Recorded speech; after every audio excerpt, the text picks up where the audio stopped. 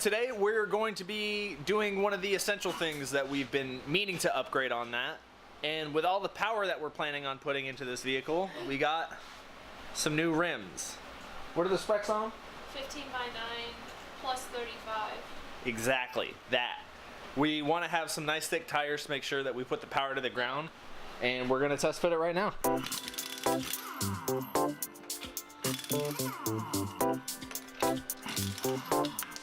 Here,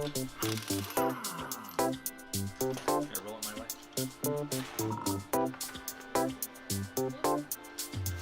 We ended up going with the Konig decograms. They're 15x9. Sorry if I sound a little off. I have like a sinus issue. They're 4x1, 15x9. They're freaking thick. They're like as wide as me, almost.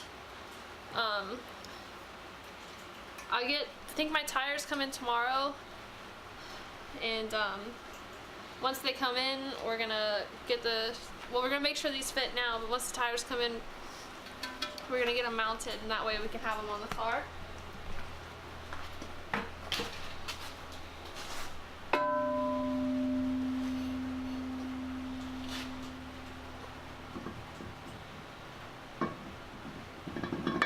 Then we got these off of, I believe, Amazon. They're techie open-end lug nuts. They look like that. Black. You know how I like black. Matte black. If you haven't noticed a theme with this car, that's it. This thing is massive. It looks like with the fender on, it should fit perfectly. I don't have it on yet, obviously. We're not running no fenders, so don't worry. Light. It does clear the coilovers by like 2 fingers. It looks like it will turn and not hit anything.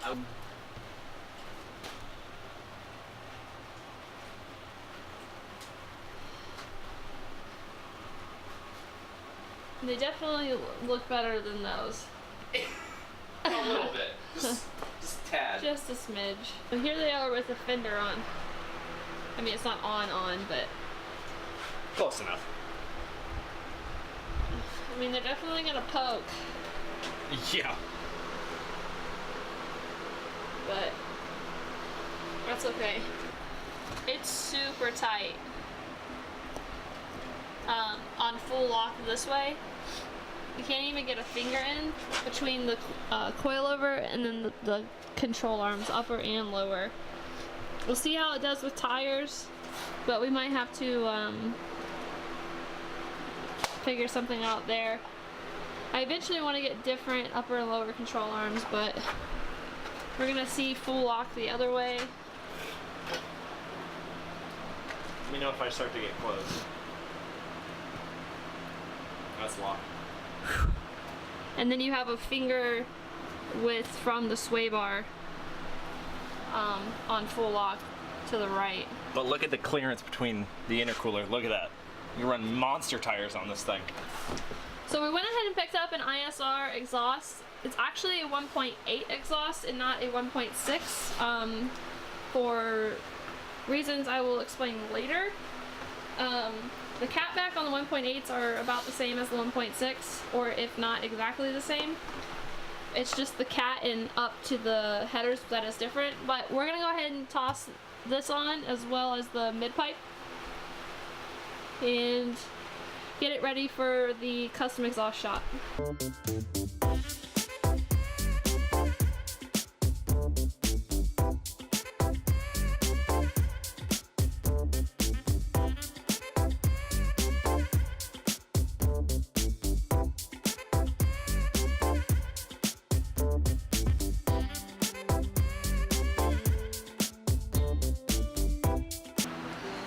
Got it. Alright, stay there, stay there, stay there. I got WD-40 on my back. Got WD-40 on my back, back, get up. Is that a chicken?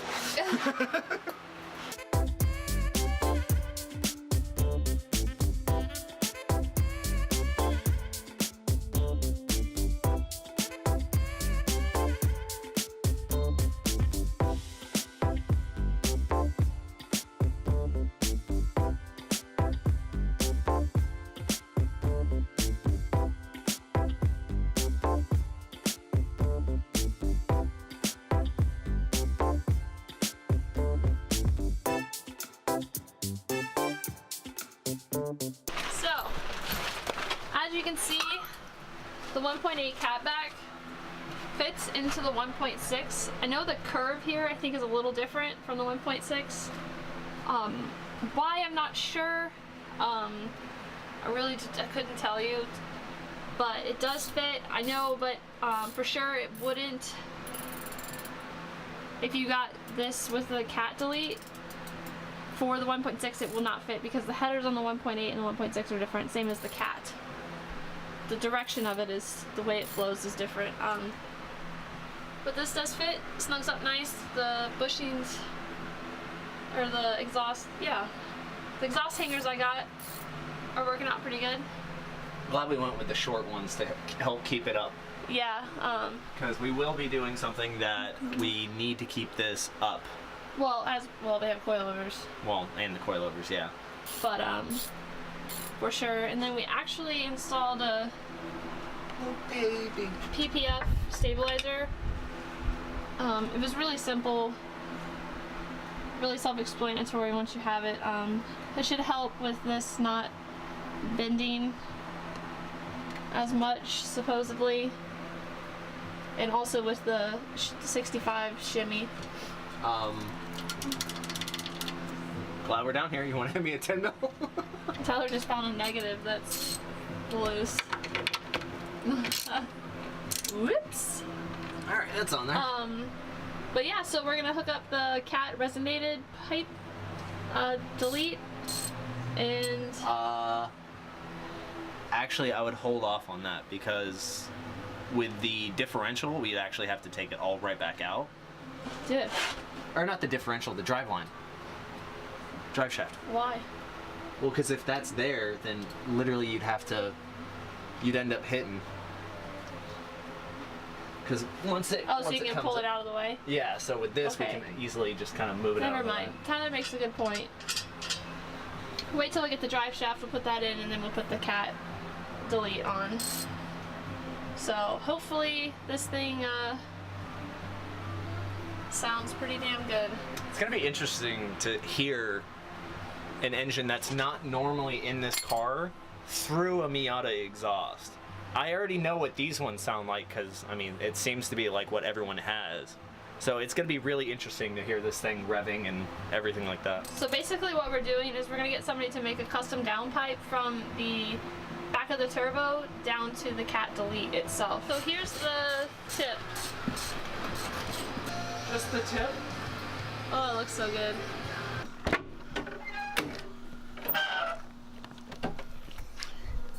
Hey guys, so I went ahead and found somebody that can put the tires on my wheels. I picked up the Toyo Proxies R1Rs, 225/45 R15. Didn't realize when I bought them that they're actually a stretch. They're supposed to be on 8-inch wheels, and I have 15/9. I've got everything in the Jeep ready to go to the shop so they can put it on. I just got back from getting the tires mounted. Let's get them out and mounted. Or, yeah, well, mounted on the car.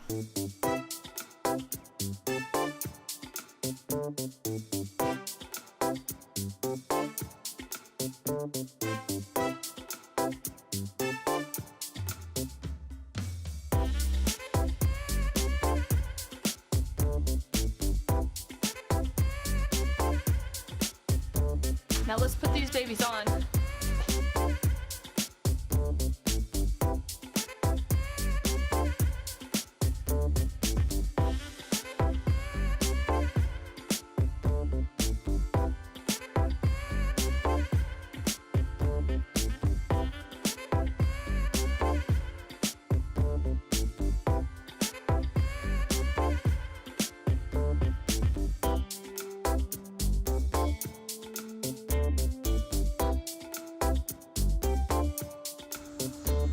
So you don't want to impact these like nuts too hard. What you actually want to do is take I just put it on one on my 1/2 inch ratchet and just slowly kind of tighten them a little bit. That way I can put it down and then torque them.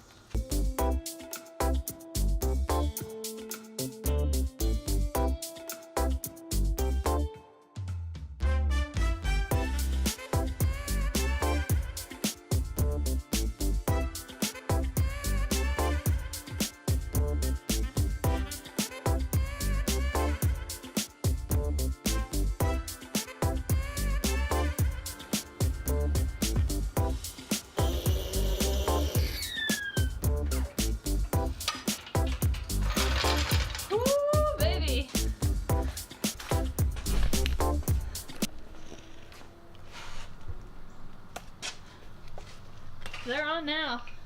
Oh my gosh. Black everything. Let me see if I can find the there you go. They're kind of hard to see. There it is. I think they look good. I'm so excited. So now I gotta do the other side and then torque these down. So I'm curious to see the difference in the aftermarket and stock weights on the wheels and tires.